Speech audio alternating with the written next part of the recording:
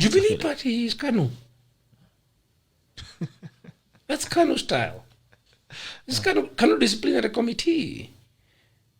In civilized polities, political parties don't expel members. You need people. They allow dissent. And how many members has ODM suspended since they joined Jubilee? That could be a question, because now they're also supporting another person. Numbers. But basically, as again, and you see this all the time, it's intolerance. And it shows very, very clearly the authoritarian instinct of, you see also, it's also the fact that someone like Uhuru Kenyatta has not actually understand how the presidential system, even works. If you look at where presidential successful is like in the US, the party belongs to its members, and the party's main business is to win seats in parliament and to control parliament, legislature. That's why you find the Democrats and Republicans fighting tooth and nail for control of the Senate, like you saw not too long ago. As far as the presidency is concerned, once the party gives you a ticket after the primary, you go and run a presidential campaign. If you win, you go to the White House and you leave party affairs. The job of the party is you now the executive president. Your job is to run the government. You have no further interest in the party, because after that you retire from politics, and the party lives beyond you. And the party lives beyond you. So the politics of what's going on in the party, controlling the party when you are the president, is actually somebody who actually doesn't understand. Unless, of course, as we said, he doesn't want to go away. We know that he doesn't. So he is trying to purge the party so that it supports whatever it is that he wants, whether it's life president or whether he's the one who's going to become, or thinks he's the one who's going to become a prime minister in the new configuration, or whether it is his puppet or a relative who is going to put there. It is still showing exactly what we say, that this is not a president who is retiring. He's a president who is trying to exert even more control on the politics of the country. And he's actually mentioned that beyond his position, he still be unpolitical. Now, quite related, Kenyatta wrote a letter, and he's talked about apathy in central Kenya. I would want to pick your mind. The president was in Sagana the other day, and he was trying to whip these people behind him, telling them, I'm the only person who has your interest. Is there, from the pointers that Kenyatta gave, it gave a community that's already, that's kind of, it's restless. So to say, what's happening in central Kenya? You come from there yourself. You note that Kenyatta did not go to central Kenya. He went to State House in Sagana. And then he had a rented crowd. Okay. He went to a safe space, which is State House. Then the crowds were brought the way they used to be brought by the PC to Moi and his father, to sing his praises and do traditional dances. And then they said, now I am in control of central Kenya. He isn't. Uhuru is not a leader of the Kikuyu, for Christ's sake. Kikuyus don't have kings to begin with. I have more sort of... Uhuru doesn't even know his peers, because he grew up in State House. If I go around the country in central Kenya, I can convene more people and more important people than he ever can. Because they are people I went to school with, from primary school to university. We worked together, we hustled together, we shared houses. That's how you build social capital. And that's how you understand the people. He is not one of us. Simply put, he's a prince. What happened is an accident of history. He'd been rejected before. Okay?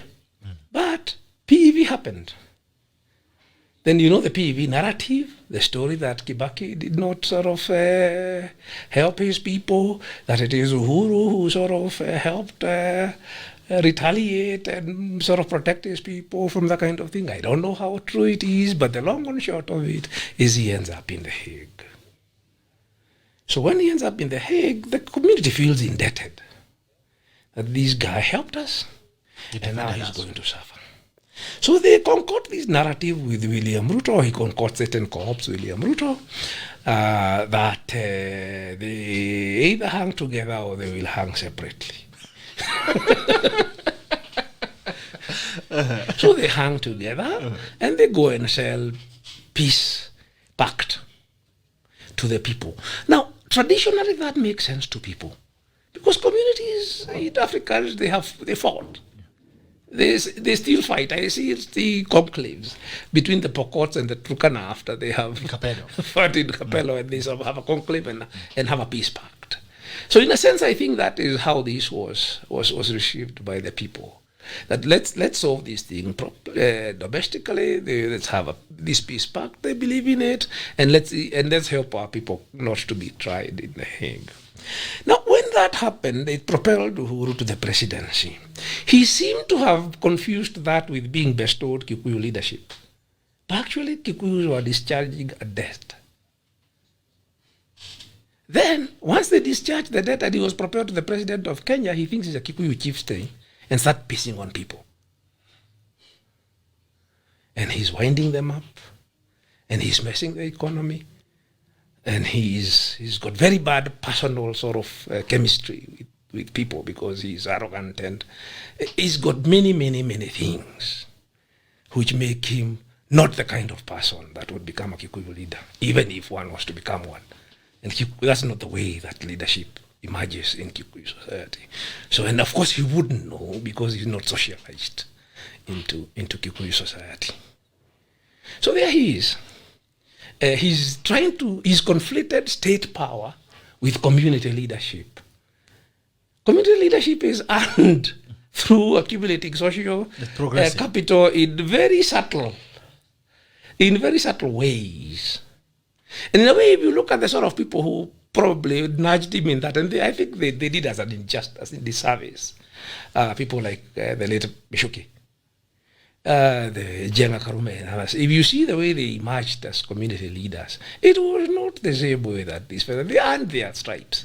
He hasn't earned his stripes. Uhuru has never earned his stripes in Kikuyu society. He has no status, really, even though there is no formal leadership. And that's exactly what's going on, and I can say that without fear of contradiction.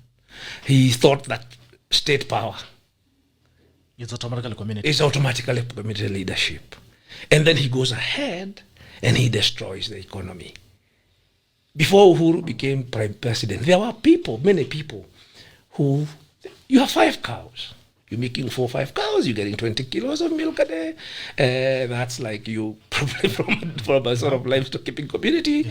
If you're getting 20 kilos, you're delivering 60, 80 kilos of milk, you're getting 30 shillings a kilo. That's 3,000 shillings a day. You're talking about, and that's fairly high income in rural Kenya. If you're getting 60, 70,000 shillings, those are well-off people.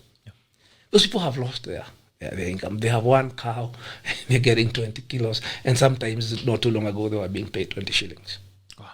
Now that is very personal. And who has done it? What do they see? They see Uhuru Kenyatta dairy expired, the Kenyatta family dairy enterprise expanding.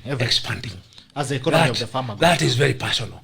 I have relatives, young relatives, who are consolidating cargo. One of them is my cousin, is an electrician. They were consolidating cargo, bringing electrical goods, distributing all sorts of things. They were supporting themselves. Okay? The businesses failed. Because of the politicians. Now these are people who are asking for arms to send their kids to hospital. Okay, so there is very, very real economic grievance against, again, the kind of thing we are talking about, because Uhuru has impoverished the people and enriched his family. It's a protest. And it's not a he has enriched his family and impoverished the people. And people are not stupid. They can see it. And then he pisses on their heads politically. And he expects to be recognized. He's asking for a bit much. So him coming out of Sagana the other day and saying now I'm in control, Simba, Control of what? Why did he go to the State House? He should have gone to the public. Let him come to Kiambu Kirigiti Stadium. I will go there. And let's face off. As the end of State House, Sagana. No, let him come to Kirigiti Stadium, Kiambu, and I will appear and open a public meeting. And we have a face off. Wow. Are you ready for that? Absolutely. I'm spoiling for it. You're ready to face him in I am Kirigiti Stadium? spoiling for it. I would like to face Uhuru Kenyatta in the Kikuyu public. David Ndii. Yes. Are you serious? Absolutely. It's a dare. You want to face him in Kirigiti Stadium? I want to face him in the Kikuyu public forum. Okay. Hiya. I hope it gets to him. Yeah. Let him get the message. But the president, how did he get to a point where he feels he needs to defend? The other day he was telling the Kikuyu someone came through the back door. How did he get there? Who came through the back door? I didn't get that one. How did he get to a point where he feels he needs to go back to his people and incite them? Because he was talking about kukitupa hata sisi tuko tayari kutupa. How did it get there? First of all, Uhuru is the president of Kenya. He should not be talking about Kikuyu. Again, it's back to what I said. This idea of they divide people vertically. Yeah. So somehow he thinks that his claim to presidency is because he's the chief of the Kikuyu. And therefore, anybody else coming to Kikuyu land to ask for votes is coming to his backyard. It's like the thing they call Baba's bedroom in Kibera. So these are sort of tribal warlords. Yeah? And that's the model of political system that they want to preserve. And in fact, it is what they want to institutionalize in BBI. So they say, okay, if we create 5 positions and we have 5 tribal chiefs, oligarchs, occupy these positions. You know, in Kenya, if you take any of the 5 big communities, you get 70% of the population. So it's a dictatorship of oligarchs, of tribal oligarchs, who of course means that the other 30 communities, the other 40-something communities, which make up 70%, 30% of the population, they can forget it. And of course, with the Mount Kenya people, whereby Kikuyu in particular, being the largest of them, even if they are not occupying the president, they can claim to be the first among equals in that conclave of tribal chiefs, of oligarchs. So that's what they want. They want to restore, they want to create a dynastic oligarchy. A communion of dynasty. So obviously, if you want to create a dynastic oligarchy, which is based on tribal strength, then obviously you have to show that you are in control of your tribe. That's why I say he's not going anywhere. That's why he wants to assert control of his tribe. Kibaki left. Since when did you have Kikuyu? Kibaki sort of tried to claim any sort of Kikuyu leadership. He was the president of Kenya. He finished his presidency of Kenya and went home. Disappeared. Yeah. Why isn't Uhuru doing the same? Even Moi. He finished the presidency of Kenya. I really forgot about it. And he went home. The other day when he died, he's when you remember, But they are trying to revive his whatever. They are trying to create a narrative around it. I don't know what narrative they are trying to create a narrative. And I do not think it is something that Moi would approve. Moi had many faults. But actually Moi was a Kenyan nationalist. So these things they are trying to do, I don't actually think it's something that he would approve. Okay, we're going to pick a couple of calls as we end up towards our tail end. I'm saying Wilfred Bet. You can call in Bungala Manyenchi Ikowa 0779-800-010 or 779-800-010. You can call in and give us your contribution and only take I think 3 or 4 calls, and then when we come back we'll end towards our tail end. Wilfred Bet is asking about how. All right, let me take a call. Hello, good morning. Hello, Gerard. Yes, how are you? Habari. Salama sana. Elmia David Ndii hapo na Lucia. Great conversation hapo. I agree with Daktari hapo that the fact that the government needs to invest in people, not in projects. because it's the people who build the economy, not the project. Because take an example of the expressway that is being built in Westlands. In real sense, that project is never going to benefit the common person, but the common person is the one that's going to pay for it. Yeah.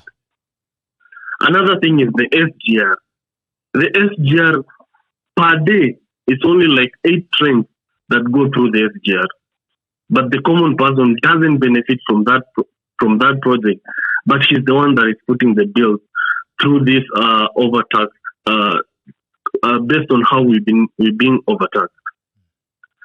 So the biggest problem that we have in this country is the fact that the current administration doesn't care about the common person, but it's a group of thieves who have come together to loot the country through the excess borrowing and overtaxation of the common person. This has resulted to the fact that the common person doesn't have money at all in his pocket currently. Okay.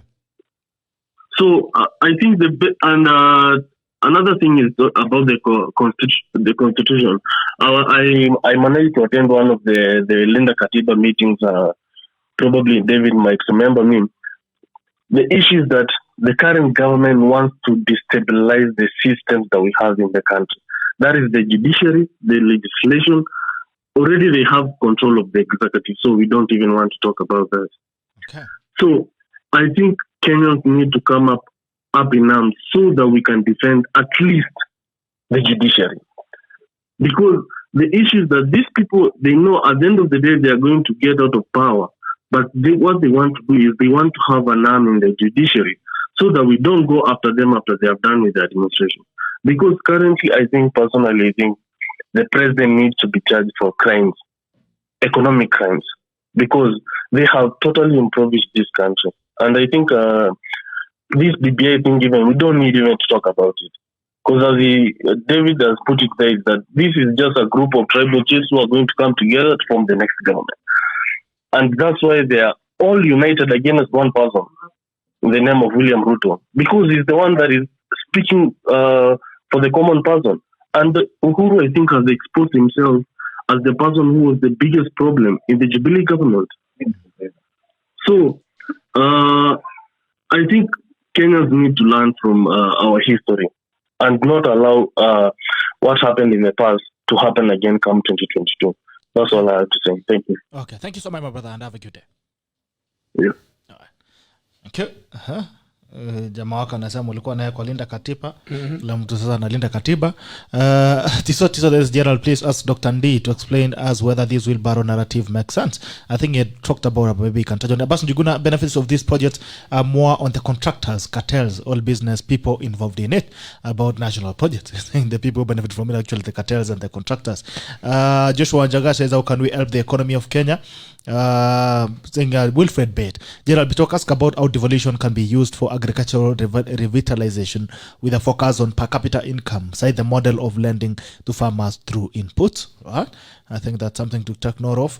I was saying we'll make a distinction as follows. There is our goal as Kenyans and the goals of the political class. Now we Kenyans don't have the wherewithal or the organization to seize control of the political class. So we look So we look to the political class for a line of best fit that is in tune with our interest. As the political class is currently constituted, Ruta is in the line is a line of best fit. He has the means and the motive to weaken the political class. We share this goal. Once the political class is weaned, democratic space expands. No one else apart from this has the means to do it. I think that's kind of interesting. Amazing comments. The first gentleman, he made very important points. Yeah. One, that government, I hadn't used that language. I think I prefer actually his language, because he said government should invest in people, not projects. Yeah, I think that should be and then the people now will maxim, people, not projects. This government has been all about projects at the expense of people. So that I think he's put it very, and it's very the people well. that take the burden. Yes. Yeah. If you talk about the expressway he has just talked about, I made a comment. I mean, it's a good example of what I'm calling absolute power. If you go back several years, we have several studies and projects under preparation for a mass transit system for Nairobi. Okay? All of them the ones I've seen, the FDB project and a couple of others, BRT things which have been proposed, all of them are cheaper than this expressway. The cost, it would have cost much, much less to put a mass transit system in place. You can use the Tanzania BRT as a benchmark. You can use the Ethiopian light rail as a benchmark. This thing we are being told, well, just this expressway, this ugly thing, 60 billion shillings or thereabouts. Ethiopian light rail system cost about 450 or something less in dollar terms. But, and this is the whole point about Uhuru absolute power. He wakes up one day, he agrees with the Chinese, they are building this thing, there's no room for debate, the public consultations are a sham. Yet, if we had followed the constitution, many of us can go there and participate and demonstrate that this project is not value for money. But you see, once Uhuru says the idea that you can challenge, you can be challenged, is an absolute. I cannot sort of there be challenged. That's why I say, let him come and bring those things of his and put them on the table and defend them in front of people. He's a coward. He cannot. So he hides behind the state power, and he's going to leave it soon. And he's going to find us out here. So You'll still be here chilling. We'll still be here. Chilling and waiting for Yeah, if he hasn't killed us, cricket. we'll still be here. Today he decided to chill. Yeah. Today I'm the president. Yeah. And I think to have a president who's a coward, who doesn't have the guts to, he's insecure, he has a chip on his shoulder, he's a complete coward, he wants to give orders and use policemen. It's a very unfortunate thing for someone of his age. I hope they don't come for you. They should. Let them come. I hope they don't come for you. Let They them have gone for come. Sonkore. We're fed up. We're fed up with this nonsense. It's our country. We cannot have one person just making us run around for many years.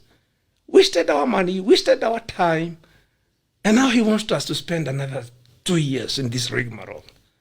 We have to call him out. This is complete nonsense. Who does he think he is? Wow, good question. Who does he think he is? Now, there's someone on the issues of second-hand vehicles. There's someone who has made a comment here. Bas, you're going to say is, you'd see a new Peugeot or a Mahindra model being driven around the house in the hill, I think that's State House, in the new of launching, and a few days later, CS Trade and there's starts stories that getting second-hand cars as spare parts with fake reasons that they are unsafe and unroadworthy. The kind of cartels that structure the economy. I mean, do you get the picture? This guy is drawing.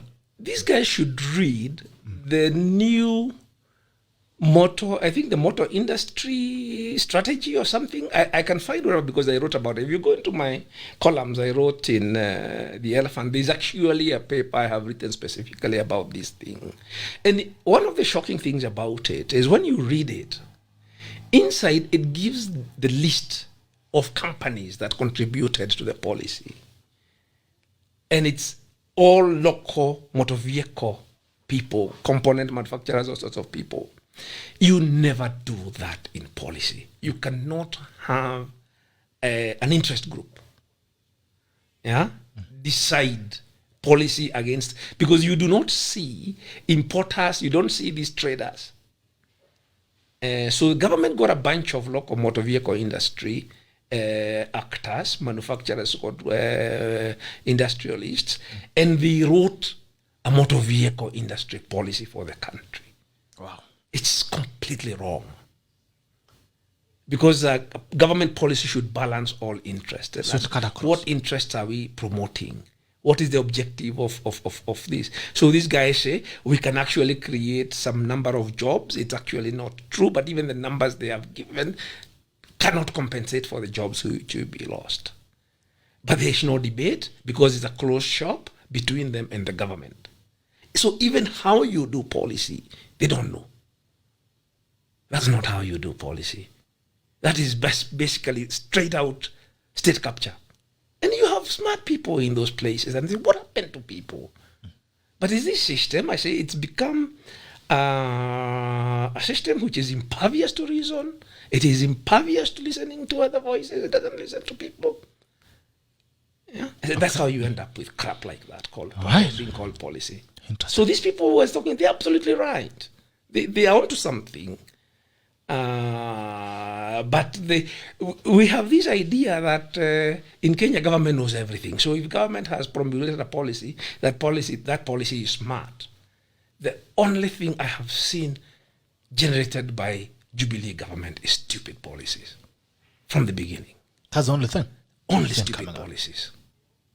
Right. Interesting. And it's because of the conflict of interest. It's because they are all pervaded by conflict of interest. Okay. All right. Tatusikia mwingine. Hello, good morning. Hello, good morning, Doc. How are you? Salama sana. Very quickly. Okay, my name is Abi Hakim and I'm a youth who is in Qatar. Pardon?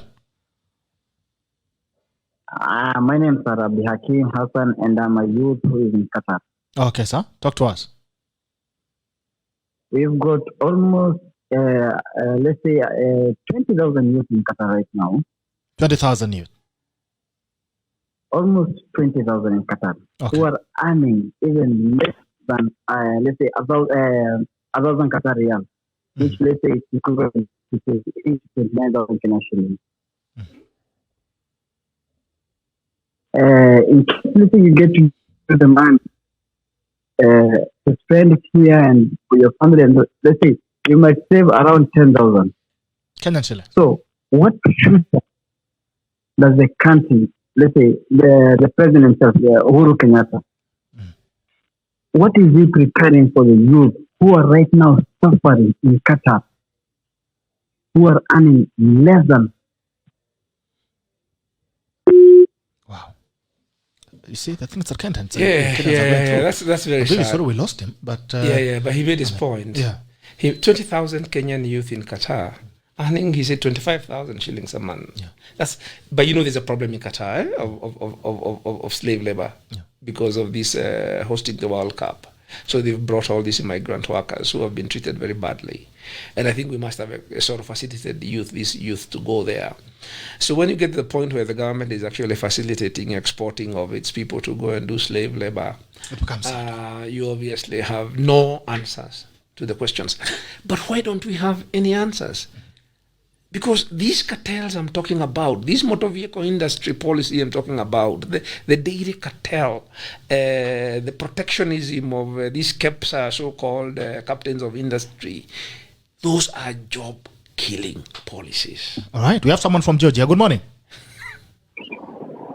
Good morning, Bishop. How are you, sir? Who am I speaking to? My name is Robert from the diaspora. Mambo Kobe. Yes, I'm calling and I wanted to ask Dr. Yapo. Does he think Kenya we need a kind of a revolution in mind that we have to kick out these despots out of power? Because the reason most of us have ran out diaspora is looking for better chances. And we are still young, but the system in government has still frustrated so many of us. Because we don't have any white collar jobs in Kenya. We are not becoming industrialized as we grow up. But the Uhurus and the Odingas and the Rutos and all that kind of stuff, they have incorporated the country such that we don't have any space in our own country where we grew up. Okay. Thank you. All right. Thank you. That was my last call, so that we don't keep the title for long. But there are things I want you to pick. Minimum tax, so that also don't allow you to continue with your thoughts. Minimum tax. There's someone who's asking about the minimum tax. Which minimum tax? The minimum sale tax. The government the sales. imposed, yes. Okay. Minimum tax that the government has imposed on traders. I want you to pick on that. And then there was the issue of using devolution to catalyze development in the country, agriculture, giving maybe loans in terms of inputs. To see if we can spark. Okay, let me, as well as his point. One of the things that Kenyans need to appreciate is to make a connection between political development and economic development. And that's something we do not do. And the reason why many of us, I'm an economist, and I find I'm very preoccupied with politics, is because I know that unless you have political development is the foundation. And the fundamental problem of this country is political development, the kind of thing that you're talking about. The way that people can be empowered to drive the country in the direction that is progressive is, first of all, democratic space is absolutely critical. And the reason why these people want to close democratic space is so that they can have a carte blanche on making the policies they want for themselves. Okay, so Kenyans need to realize, as I said, that there is a direct link between this restoration of authoritarianism and killing opportunity. But because that's the way even the colonial system works, what it does is then you are then able to repress people violently. And if you look at what they are investing in, the state is capacity for violence. Yeah, we've just ordered 120 APCs, like the ones you saw Museveni using in the election. I think 118. It was in the paper the other day. So why are we ordering Museveni? What are we preparing for? 15. What are we preparing for? Okay. We are preparing to exploit people and then repress them politically so that they don't have a voice. So voice is absolutely important. I hear people saying, I'm not going to get involved in politics. Then they start complaining about economic, whatever they even have to, whatever. But I said, they have to do the work. You got to earn it. Sure. If we don't sort of do the political work, you're not going to get the economic benefits. People, the idea that doing politics is something for just the people for the sake of it, it isn't. The taxation issues, I don't want to spend all time because this taxation, capricious taxation that you are seeing is a consequence of the delinquent, irresponsible borrowing that we have been doing. And we all know about that. I talked about it a lot. I started talking about it as soon as they started doing the SGR, that we are going to pay for this. And sure, we are paying through on. So it is an attempt to pay to find a way of paying for this. Obviously, the economy doesn't have the capacity to do it because this money was squandered. Yeah, somebody already talked about the SGR and the way it is not actually generating any economic benefits. So you have emasculated the economy, expanded public projects at the expense of investing in productive things that people do. And then you are trying to tax those people who you have already crowded out of the economy. So what happens is that you try and tax them, you discourage businesses further, so you have a downward spiral. That's going to be the impact of this until you find a way of unraveling the public debt problem. And that's going to take us, it's going to be very, very costly. And I think many Kenyans don't actually appreciate. We have another, Uhuru Kenyatta's irresponsible economics is going to cost us another 5 to 6 years, best case scenario, trying to resolve these problems. So even whatever if we get him comes, out. What if we don't get him out? If we get him out, then it's the dogs. We're going to the pits. There's no way about it. We are going to go the Sudan route if we don't get him out. He'll go out like Bashir. Because that's exactly locking up in a toilet. Yeah. Right. Interesting. That's good. Someone actually described Kenya's taxation as as like milking a dying cow or a dead cow. There was another point. Devolution. Yes, about devolution. About agriculture. Our agricultural problem, and it's very, very fundamental, is actually the one thing that the first thing that we need to do in this country to get the economy, people's economy up again, is a productivity problem. Okay? Our agricultural productivity has stagnated for over 20 years. If you look at maize yields, for instance, they've been stagnant for over 20 years. Why isn't agricultural productivity stagnated? It is because government is not doing very basic things. It is not credit and all these things that people think that whatever. If you do that and your productivity is low, you're just wasting those resources. The same cycle of a problem. What you need is the government services that promote agriculture are research and extension. Okay. New varieties of crops and things, and then getting out those to farmers and advising farmers. So you need, and those services are devolved. But even as they are devolved, they are really not being done at scale. The way it ought to be. You need to do it at scale. If you're talking about agriculture, there are some agricultural investments we need to do, asset building at the farm level, in particular places, particularly focusing on our resource poor farmers. But basically, even if you keep feeding inputs and subsidies into a system where productivity is low, technical productivity is low, you are not going to solve the problem. So you need to fix the problem of technical productivity. Right. There's a question that has really been pushed here. I think this should be your second last question. I want you to ask Ndii one question for me. What is that unique thing Ruto has that is different from the other Kikuyu leaders who went against the wave in 60s and 70s? What is that? Should I read it again? Yes, please. I want you to ask Ndii one question for me. What is that unique thing Ruto has that is different from the other Kikuyu leaders who went against the wave in 60s and 70s? Against the wave? I don't know. You know, there's a myth that that Kikuyus have a paramount chief who they follow. It's wrong, and it's contradicted by evidence from day one. Jomo Kenyatta's biggest opponents were Kikuyus. Even if the political, the Kagias, the people, the JM Karaokes, the Ngugi wa Thiong'os detained, we do not have paramount chiefs. Never ever. Never. If you look at 92, some paramount chief, how many times did Mwai Kibaki? And it is not even Kikuyus who got him to be president.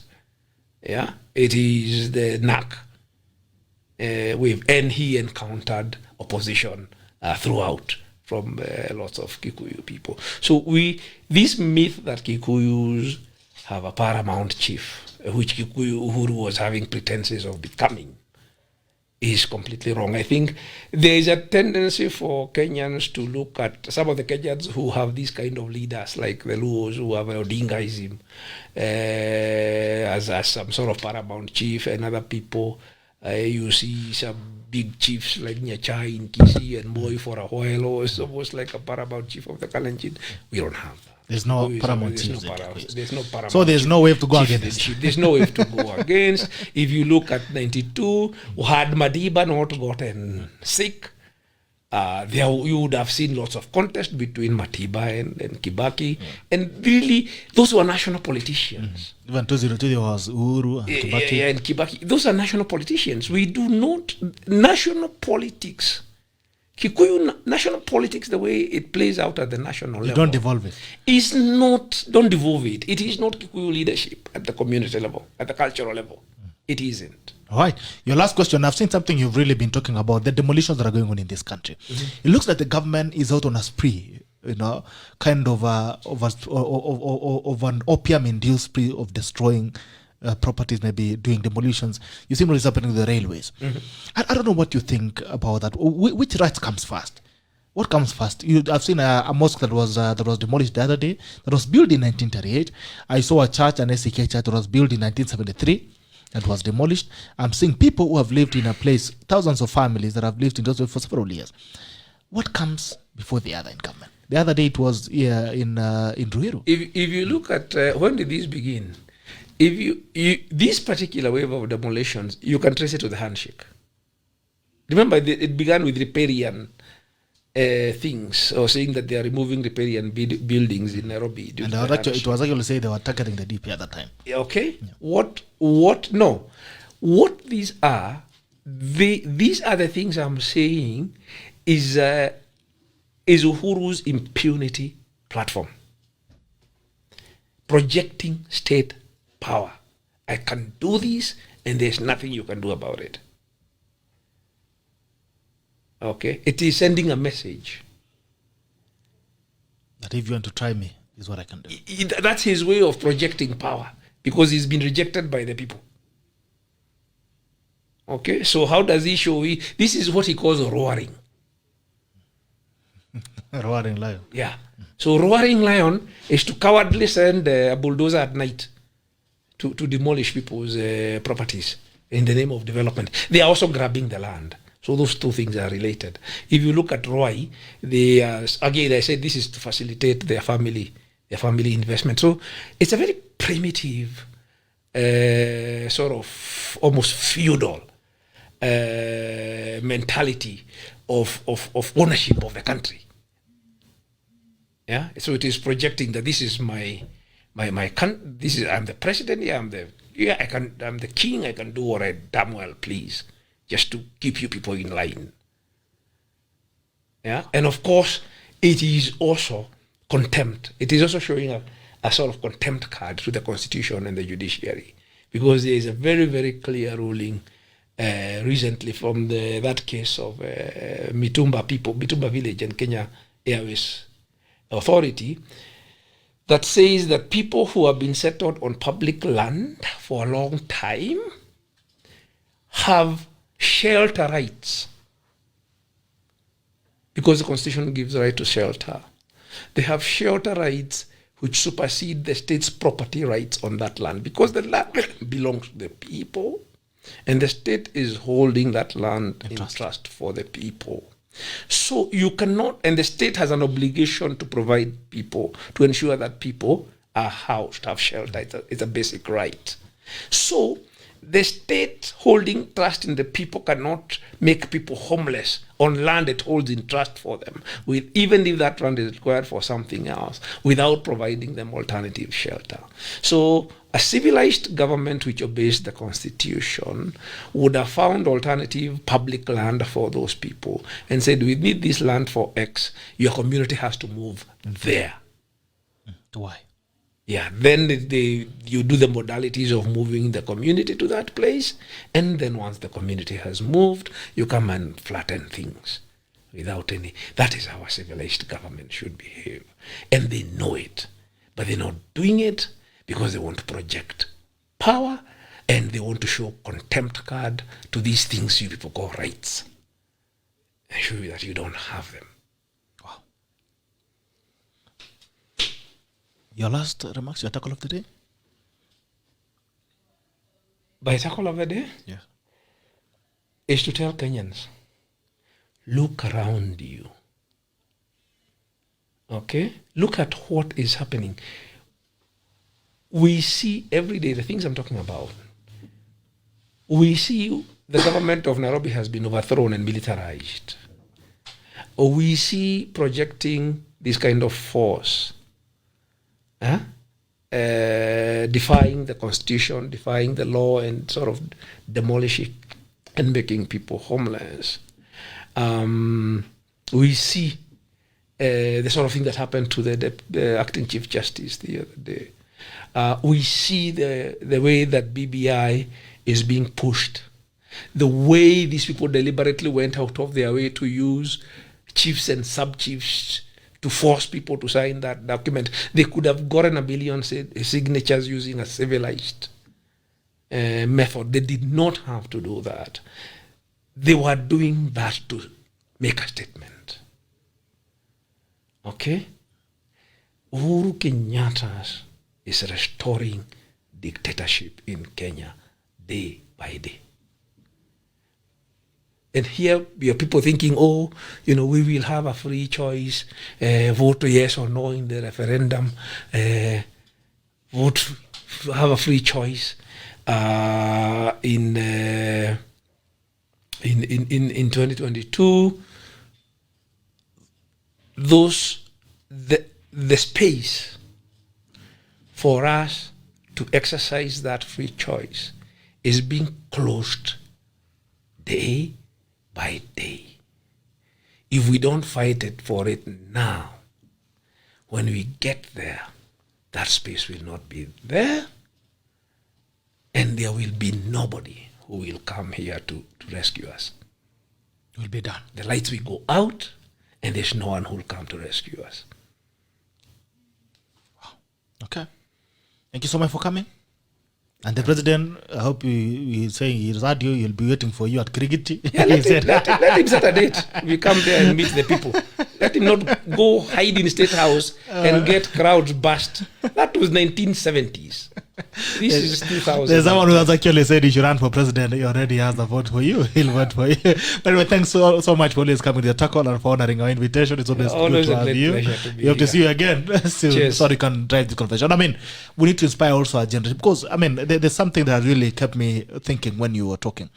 the same people have continued to fight for this country, which is you people. You fought, or it could be fighting a different war today, like what I'm doing now. In a space that I could, Yes, but I feel we need to have more energies coming on board to understand that we need a better country, and it's not the responsibility of some people in a corner to drive change in a country. The country belongs to all of us. We all need to take responsibility. So we'll join you in the small way that we can drive the conversation. Get these young people out. They need to speak out. You don't need to do very much. You need to speak out. You need to resist this oppression. You need to go and hold your MCAs accountable. If people do not want MCAs to pass this thing, they should be able to go and tell their MCAs, don't pass this thing. And we've said it as a people. And we've said it as a people. Whether they give you 3 cards, 4 cards, or whatever it is. You don't pass this thing. They should say, we as the constituents or the sort of member of this ward have voted, and write them letters. They should be able to write a petition, put their names down, and mobilize people and show that the majority of people in that ward have said, don't vote for this thing. If you vote for this thing, you're voting against the will of the people, and there will be hell to pay. All right. Douglas Joroga says, I support Linda Katiba with all my body parts, with no exceptions. Yes. Thank you so much for the guys who have been joining us. It's always a pleasure to have you. The tacklers, we love you. If it were not for you, the tackle would not be here. For the callers I've called in, I apologize for the calls that I've not been able to pick because of time, but we'll make more time next time, probably, for calls, but at least you've been able to feed on the wisdom that we've got. For the questions that are able to answer, I really appreciate as well. The people ambao sikuweza kusoma maswali yao pia, poleni. There's always a next time. This is the tackle, and the tackle ends now. See you again tomorrow. Bye-bye.